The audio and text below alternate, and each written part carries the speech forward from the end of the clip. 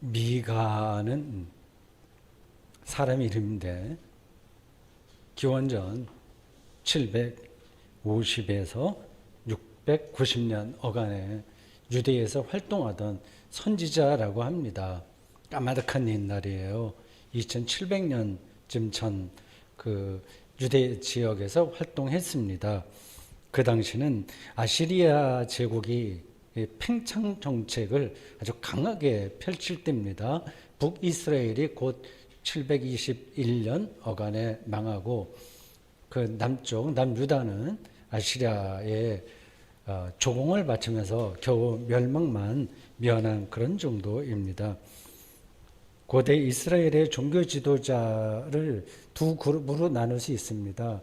한쪽은 선지자고 또 한쪽은 제사장입니다. 제사장은 당연히 예루살렘 성전을 중심으로 해서 활동했고, 선지자는 그런 일정한 장소 없이 거리에서 시장이나 사람들 모이는 곳에서 혹은 제자들에게 하나님 말씀을 전했습니다. 그 제사장은 아무래도 권력자들 편에 설 수밖에 없죠. 좀 어용적이기도 하고, 그 예루살렘 성전이 있으니까 거기서 공무원처럼 활동한 사람들이라고 할 수 있습니다. 반면에 선지자들은 상당히 진보적이고 사회가 새로워져야 된다는 그 갈망을 안고 활동한 사람들입니다. 그래서 선지자들은 그래서 그 현실 유지에 급급한, 급급하다기보다도 권력자들은 늘 그 현상이 잘 유지되기를 바라잖아요. 스타투스 쿠어라고 하는 그 라틴어에서 그런 상태를 옛날부터 특징적으로 얘기했습니다. 현상 유지. 그런 권력자들을 비판했습니다. 구약에 유명한 제사장은 별로 많지 않아요. 조금 있긴 있습니다만은 많지 않은데 반해서 선지자들은 유명한 사람들 정말 많습니다. 이사야, 예레미야, 에스겔 두루두루 많습니다. 그리고 12소 선지자들도 있고요. 이 미가가 12소 선지자 중에 한 사람입니다. 호세아도 사회 비판을 아주 강하게 한 사람이에요. 오늘 우리 미가라고 하는 선지자가 전한 말씀의 한 부분을 설교 본문으로 읽었습니다. 6장 1절부터 8절은 두 문단으로 나눌 수 있어요. 첫째 문단은 1절에서 5절입니다. 여기서 미가는 구약의 정통신앙 그리고 정통신학적 경향에 근거하여 하나님이 어떤 분인지를 설명합니다. 그 하나님은 이스라엘 백성을 애굽에서 끌어내고 40년 동안 광야를 통과하도록 도우신 분이십니다. 잘 알고 있는 얘기죠. 이게 구약 성경에 수없이 반복됩니다. 똑같은 얘기가 반복돼요. 미가가 볼 때 그 모든 과정은 여호와 하나님께서 공의로운 분이라고 하는 사실에 대한 증거예요. 그래서 오늘 본문에도 나옵니다. Righteousness of the Lord이라고 영어로 번역할 수 있어요.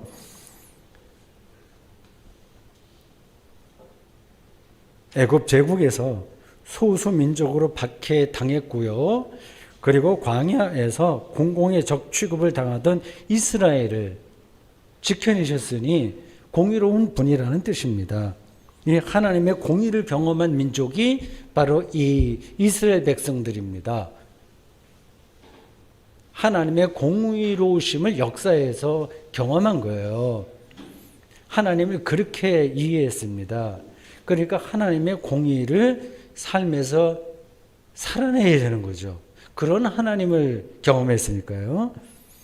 오갈 데 없이 떠돌던 신세였던 자신들의 이 처지를 돌아보고 가난한 사람들 그리고 억울한 사람들을 보살펴야 됩니다.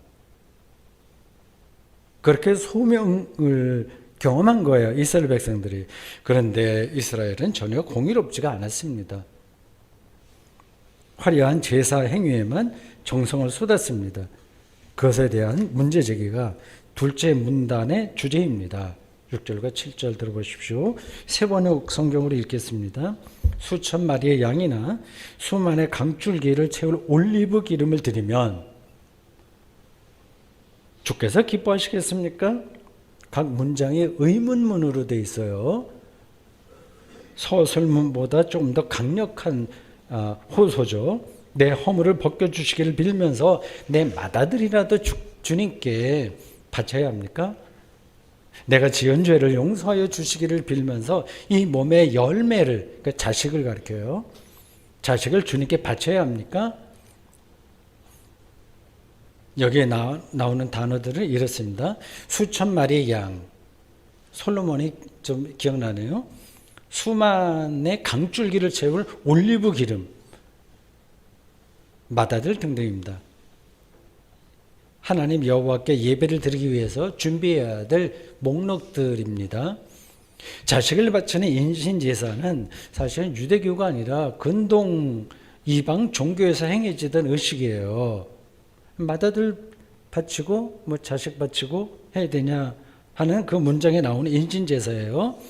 생존이 극도로 위태롭다고 느낄 때에 사람은 정신적인 무정부 상태에 이르게 되죠. 멘탈 붕괴라는 요즘 말이 거기에 해당합니다. 그러면 이런 상황을 모면하려면 신에게 자식을 바쳐야 되는 거 아닌가 하는 생각을 하게 됩니다. 고대인들은 특별히 더 그랬습니다. 고대 이스라엘도 그런 유혹을 받긴 했어요. 아브라함이 이삭을 번제로 바치려고 했었던 이야기. 입다 사사가 자기 딸을 바치려고 했었던 서원에 자기 딸을 바치려고 했었던 건 아니죠. 자기 전쟁에서 이기고 돌아갈 때 제일 먼저 나오는 사람을 하나님께 바치겠다. 하여튼 인신제사예요. 근데 자기 딸이 나오는 바람에 일이 이상하게 전개됐습니다. 그런 흔적들이에요. 유대교는 그래 인신제사를 아주 단호하게 거부했습니다.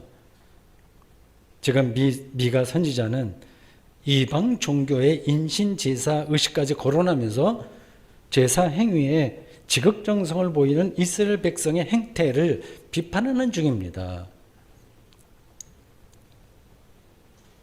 번제물인 양은 실제로 고대 이스라엘의 제사 의식에서 바쳐졌어요. 제사장은 양을 잡아서 잡는 방법도 있죠. 그래서 피를 제단에 뿌리고 그리고 그거를 태워서 향을 하늘로 올리는 겁니다.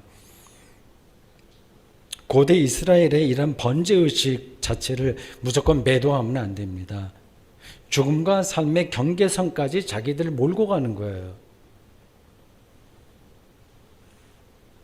그런 방식으로 구원에 가까이 가려고 애쓰는 태도입니다. 문제는 이런 화려하고 나름으로 진정성 있는 종교의식에 지나치게 일방적으로 기울어졌다는 사실입니다. 그러다 보니까 결국 종교의식의 본질이, 즉 예배의 본질이 훼손되거나 왜곡되는 겁니다. 이게 조금 어려워요. 예배의식이 중요하긴 한데 거기에 푹 빠져버리면 본질이 훼손됩니다. 우리의 삶에서도 그렇잖아요. 예배의 본질을 이해하려면 미가가 바로 앞에서 짚은 출애굽과 이후 광야에서 벌어진 일련의 사건들을 놓치지 말아야 됩니다. 구약 성경에 출애굽 사건이 반복해서 언급되는 이유가 여기 있습니다. 애굽 제국은 세상의 정치와 경제 권력이 일정한 체제를 갖춰서 사람들을 지배하는 작동 원리입니다. 제국주의의 원리가 그렇습니다. 최대의 성과를 올리는 방법을 찾아야 됩니다. 덩치 큰 제국을 꾸려가려면요. 거대한 기업을 운영하려면 최대한의 효과를 올려야 되는 거 아닙니까? 피라미드를 건설하려면 값싼 노동력을 동원해야 됩니다. 그렇지 않고는 그게 불가능한 건축이에요. 노예와 서민들이 그 대상입니다. 값싼 노동력을 얻을 수 있는 대상이에요. 올겨울 한파와 에너지값 상승으로 가장 큰 타격을 보는 이들이 가난한 사람들인 것처럼 당시 강력한 국가 건설이라는 이데올로기가 작동하는 애굽에서 가장 큰 고통을 당한 계층은 당연히 하층 계급이었습니다. 전쟁포로, 노예, 소수인종 등등입니다. 여호와 하나님은 그런 제국주의를 거부하십니다. 그런 체제 아래서는 하나님이 창조한 사람들의 삶이 무너지기 때문입니다. 창조행위 자체가 부정당하는 거예요. 제국주의 체제 안에서는 그렇습니다. 그걸 어떻게 하나님께서 용납하겠습니까? 하나님이 개입하셔서 이스라엘을 애굽 제국에서 끌어내셨습니다. 그게 이스라엘 백성들의 하나님 경험이에요.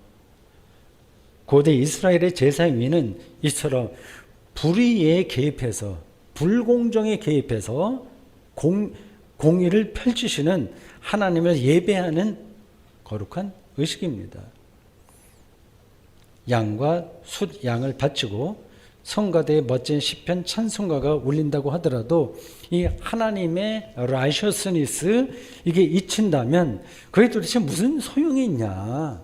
지금 미가가 그거를 피를 토하듯 선포하고 있습니다. 8절에서 미가는 이렇게 호소합니다. 이것도 세 번역으로 읽겠습니다. 너 사람아, 무엇이 착한 일인지를 주님께서 이미 말씀하셨다. 주님께서 너에게 요구하시는 것이 무엇인지 이미 말씀하셨다. 오로지 공의를 실천하며 인자를 사랑하며 겸손히 네 하나님과 함께 행하는 것이 아니냐. 예배의 본질인 거죠. 미가는 주님께서 진정 원하는 것이 무엇인지를 여기서 세 가지로 요약했습니다. 공의, 인자, 자비죠. 겸손입니다. 킹제임스 버전은 이 세 가지를 정확하게 영어로 번역을 했어요. 마틴 루터는 조금 다르게 번역했습니다. To do justly, 정의롭게 행하는 것. To love mercy, 자비를 사랑하는 것. To walk humbly with thy God, 너희 하나님 겸손하게 함께 가는 것. 예를 더 압축하면 정의와 자비와 겸손입니다. 미가가 여기서 말하려는 핵심은 정의와 자비와 겸손이 없으면, 그게 없으면서 화려하게 예배드리는 걸 하나님께서 기뻐하지 않으신다는 겁니다. 이걸 모르는 사람이 어디 있겠어요. 힘없는 사람들이 억울한 일을 당하지 않도록 보살펴야 된다는 사실을 누가 모릅니까? 사실은 미가가 하는 얘기는 다 아는 거예요. 문제는 그걸 알아도 그렇게 살기가 어렵다는 데 있습니다. 물론 모르는 사람도 있는데 몰라서라기보다도 알아도 그걸 하기가 어렵다는 겁니다. 여기는 도대체 정의란 무엇인가, 자비란 무엇인가 하는 근본 질문이 놓여 있습니다. 뭐가 정의인가요? 뭐가 자비인가요? 매번 우리의 실존에서 그거를 정확하게 우리가 포착해낼 수 있을까요?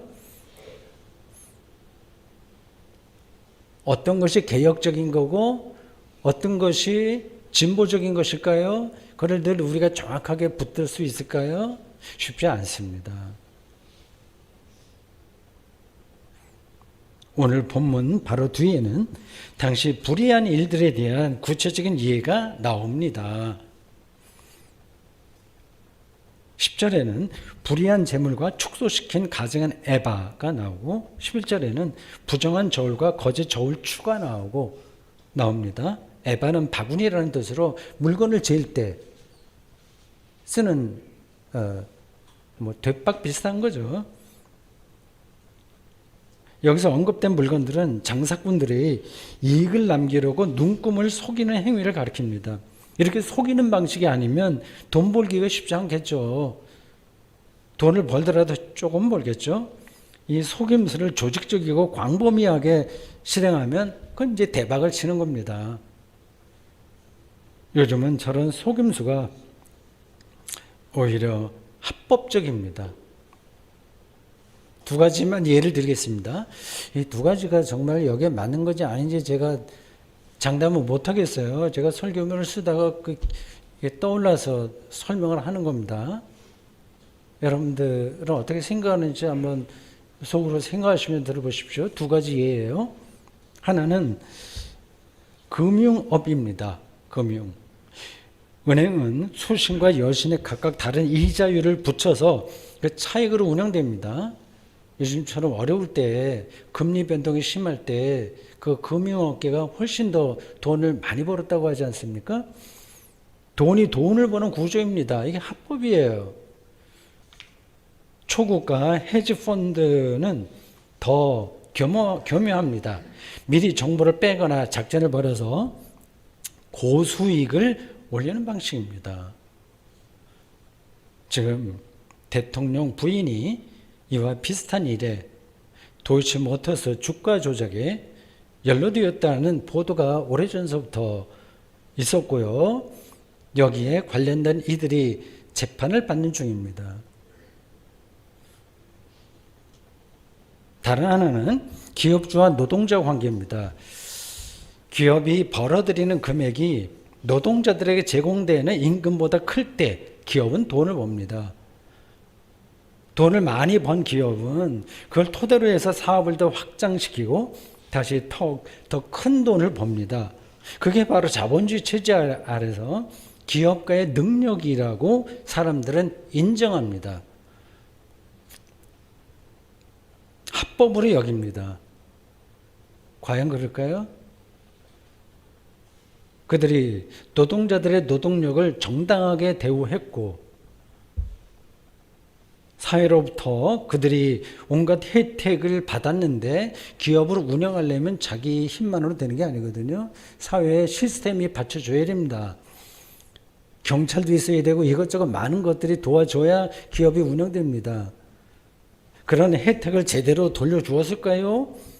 또 큰 기업체로 인해서 다른 기업체도 마찬가지인데 벌어지는 기후 위기에 대한 책임은 도대체 누가 지는 겁니까? 과도한 소비를 조장시킴으로써 벌어지는 이 생태계 위기를 누가 책임질까요? 법망만 피한다고 해서 정의로운 건 아니지 않습니까? 이러한 일련의 사태를 나몰라라 하는 건 가증한 에바이고 부정한 저울입니다. 우리는 이런 세상에 익숙해져서 이에 관해서 별로 문제의식이 없어요. 저는 현재 우리가 살고 있는 이 자본주의 메커니즘을 여러분도 마찬가지라고 생각하는데 정의롭다고 여기지 않습니다. 그렇다고 해서 여기 뚜렷한 대안이 눈에 들어오지도 않습니다. 그럼 어떻게 하면 되냐, 세상을. 대안도 찾기 힘들어요. 인류는 이미 중국 속담이 나오듯이 호랑이 등에 올라탄 격입니다. 내려올 수가 없어요. 개인과 개인이, 지역과 지역이, 나라와 나라가 합법적인 방법과 불법적인 방법을 총동원해서 자신들의 이익을 극대화합니다. 그 끝이 어딜지 저는 별로 낙관적으로 생각하지 않습니다. 여러분들 어떻습니까? 오늘 미가의 말을 들으면서 생각나는 것들입니다. 고대 이스라엘 백성들이 내린 최선의 일은 율법 실행이었습니다. 미가의 주장도 사실은 율법 범주에 들어 있습니다. 레위기 19장에 이런 말씀이 나옵니다. 가난한 사람과 거류민들을 위하여 곡식을 거둘 때 모퉁이까지 다 거두지 말고 이삭도 줍지 말며 포도원의 열매를 다 따지 마라. 어려운 사람들 그거 갖고 좀 먹고 살아야 되지 않냐 하는 겁니다. 도둑질하지 말며 속이지 말며 서로 거짓말하지 말라. 네 이웃을 억압하지 말고 착취하지 말며 품꾼의 삭슬 아침까지 밤새도록 내게 두지 말라. 제때 지불하라는 거죠. 청각 장애인을 저주하지 말고 시각 장애인 앞에 장애물을 놓지 말라. 레위기 19장에 나온 이야기들이에요. 그러니까 사회 정의를 외치던 선지자들의 설교만이 아니라 모세 오경도 정의와 자비와 겸손을 삶에서 가장 중요한 가치로 제시하는 겁니다. 출애굽 공동체인 이스라엘이 그걸 외치지 않을 수 없었던 거예요. 고대 이스라엘에서 이런 말씀에 충실하게 사는 사람도 있지만 그렇지 못한 사람들이 사실은 더 많았겠죠. 성경에 기록됐다고 해서 여러분들 사람들이 그렇게 산다고 생각하시면 안 돼요. 세월이 흐르면서 이런 말씀들은 죽은 문자로 남고 불의한 재물과 가증한 에바와 부정한 저울과 저울추가 대세를 차지하게 되었습니다. 미가가 살던 시대예요. 오늘까지도 여전합니다. 별로 좋아질 기미도 보이지 않습니다. 왜 그럴까요? 정말 정의와 자비는 불가능한 걸까요? 불가능한 일을 성경이 자꾸 우리에게 요구하고 닥달하는 것일까요?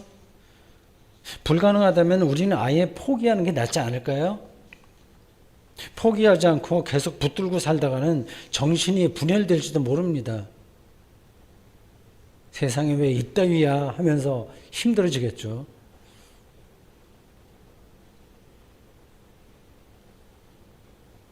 마태복음 기자는 5장에서 오늘 성서 봉독에 나온 그 구절, 그 뒤편인데 마태복음 5장에서 이 율법에 대한 예수님의 6가지 반명제를 정리했습니다.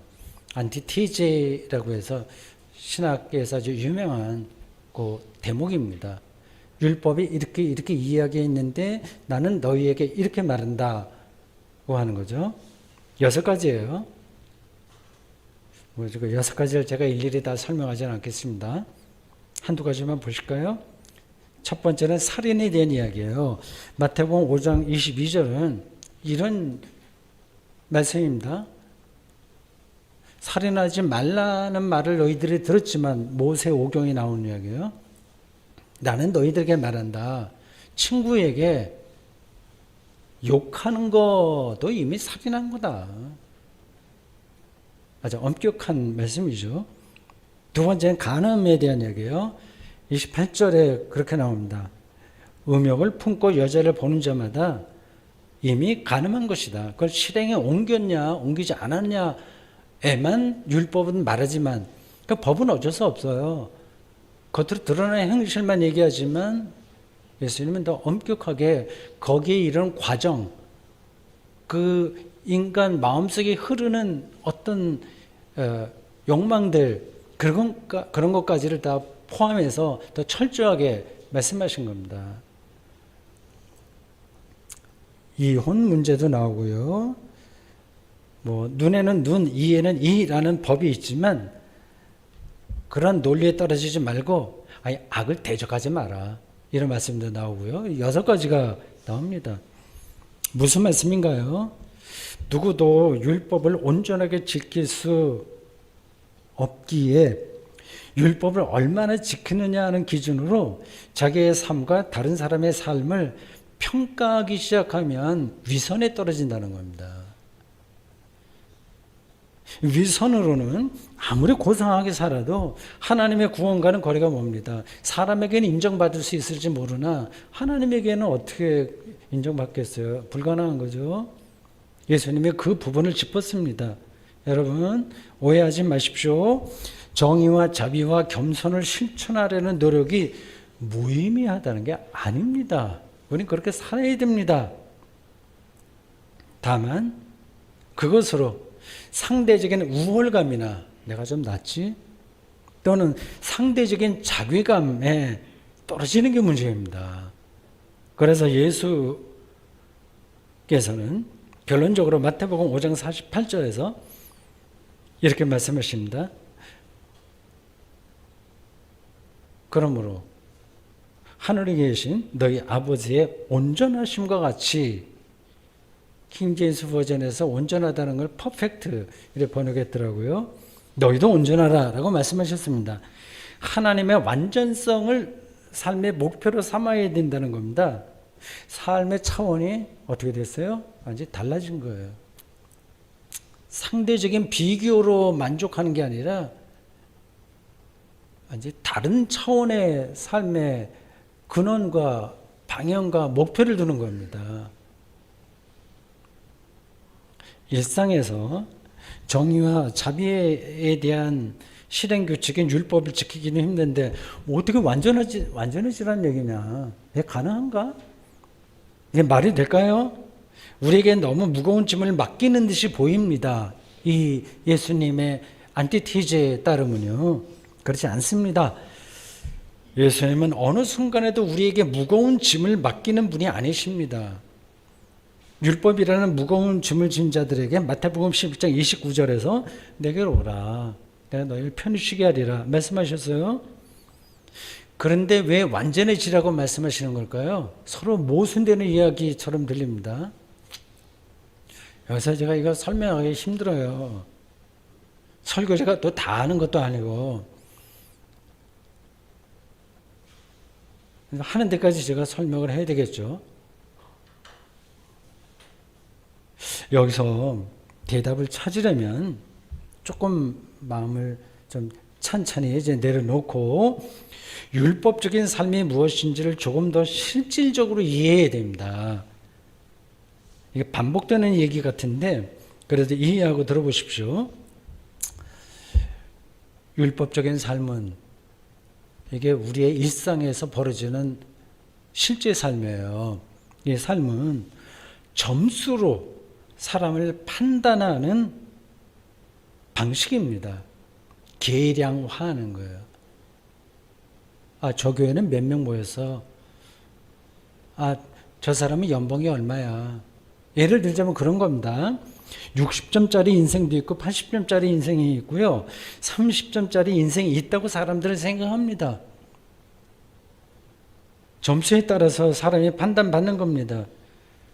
높은 점수를 받은 사람은 그것도 사람이 얘기하는 거죠. 뭐 높고 낮고가 있겠습니까? 근데 어쨌든 그런 식으로 우리가 세상을 사는데 그런 사람은 낮은 점수를 받은 사람은 은근히 무시하면서 만족스러워합니다. 여러분들도 이미 알다시피 교회 목회자들도 마찬가지예요. 어떤 우리 교회야 저도 오래전서부터 독립교회를 했습니다마는 교단에 가입한 교회 목회자들은 노회나 총회 이런 데다 참석을 합니다. 그러면 이제 그 회의할 때 발언권이 있는 목사가 누군지는 아시겠죠? 큰 교회 하는 목사가 발언권이 있는 겁니다.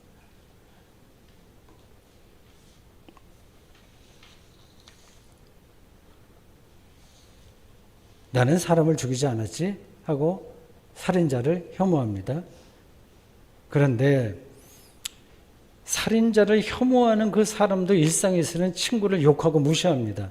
그게 바로 살인자나 마찬가지다라고 한다면 누가 혐오할 수 있겠습니까? 누가 누구를 혐오할 수 있겠습니까? 누가 누구를 무시할 수 있겠습니까? 여러분은 예수님의 이러한 반명제가 지나친 비약이라고 혹시나 생각되지 않으시나요? 하루 속으로 친구를 욕하고 미워하고 시기에도 실제 살인자와는 완전히 다른 거 아니냐? 말이죠. 예수님께서 살인자를 두둔하려고 이렇게 말씀하신 게 아닙니다. 부도똑한 사람들을 옹호하려고 하는 게 아닙니다. 사람들의 그런 윤리적 노력을 깎아내리려고 하는 게 아닙니다. 누가 상대적으로 나은가에 초점을 맞추지 말고 그건 좀 별 볼 거 없는 거예요. 아시죠?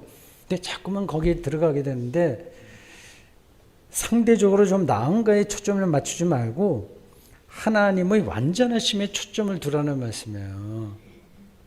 아주 간단하게 이걸 바꾸면 연봉의 차이에 매달리지 말고 삶의 질에 천착하라는 겁니다.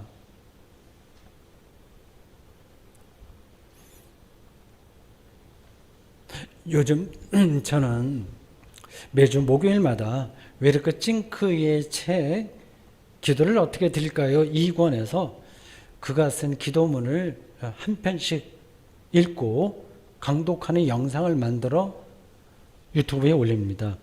지난 목요일 1월 26일에 올린 기도문의 제목은 의로운 사람도 늘 선하지는 않다입니다. 우리에게는 선과 악을 구분할 능력이 없기도 하고 그걸 구분해서 실행할 능력은 더 부족하기 때문입니다.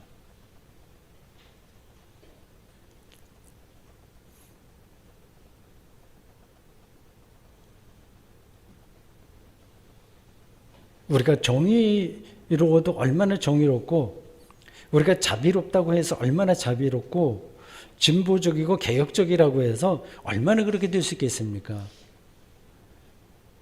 우리에겐 그런 능력이 없다는 그런 기도문이었어요. 제가 하나의 예를 들어서 이렇게 말씀드려야 되겠습니다. 여러분들도 스스로 한번 질문해 보십시오. 한밤중에 낯선 사람이 우리 집 문을 두드리고, 아파트는 뭐 그런 일들이 없겠지만 한국 사람들이 아파트를 좋아하는 이유가 그 프라이버시가 보장되기 때문이겠죠. 네, 저처럼 그런 외딴 시골집에서 살면 이렇게 가끔 그런 사람들이 옵니다. 뭐 물건 팔러도 오고 등등 옵니다. 하여튼 밤중에 낯선 사람이 문을 두드리고 와서 하룻밤 좀 재워주십시오, 이렇게 한다면 여러분들은 어떻게 하시겠습니까? 성경 말씀에 따르면 모든 나그네를 자기 식구처럼 받아들여야 되지 않겠습니까? 쉽지 않죠. 그럼 정 목사, 당신은 어떻게 할 거냐? 뭐 굳이 제가 대답을 하려면 그냥 솔직하게 말씀드리면 이렇습니다. 우리 집에서 재워주는 건 좀 힘들 것 같아요. 그래서 얘기 들어보고 사정이 딱 하니까 요 가까운 숙소, 뭐 모텔이나 어디 호텔이나 숙소, 거기 가서 하룻밤 자고 가시라, 돈을 드리든지 아니면 차를 태워서 거기까지 모시다 드려서 가시라, 그렇게까지는 할 수 있을 것 같습니다. 이게 완전한 윤리는 아니잖아요. 제가 정말 자비로운 사람이 못 되잖아요. 정의롭고 개혁적인 사람들 못 되잖아요. 철저하게 그걸 못하지 않습니까? 그리스도의 믿음이 있어도 실제 삶에서 벌어지는 문제를 해결하기는 정말 쉽지 않습니다. 우리 일상에서 감당해야 될 삶의 무게가 오늘 설교의 제목이에요. 삶의 무게가 우리의 능력을 넘쳐버리기 때문입니다. 아무도 그걸 감당하지 못합니다. 어려운 상황을 아무리 잘 풀어보려고 해도 노력해도 개인적으로 감당할 수 없는 현상이 종종 벌어집니다. 이럴 때는 참 난감합니다.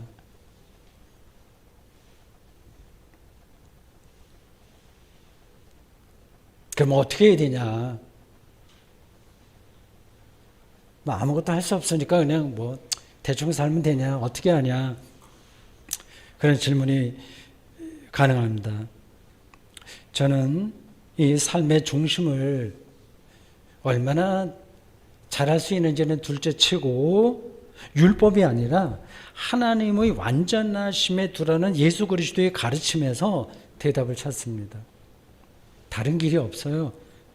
하나님의 완전하심의 삶의 중심을 두는 사람은 다른 사람과 경쟁하지 않고 다른 사람의 판단에 일희일비하지 않습니다.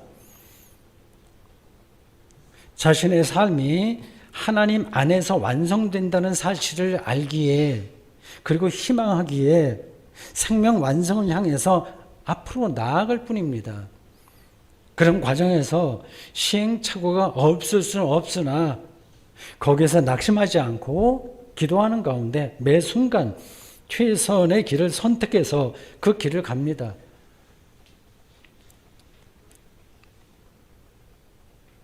빌립보서 2장 12절에서 항상 복종하여 두렵고 떨림으로 너희 구원을 이루라 라는 바울의 가르침이 바로 이런 의미가 아닐까요? 그렇습니다.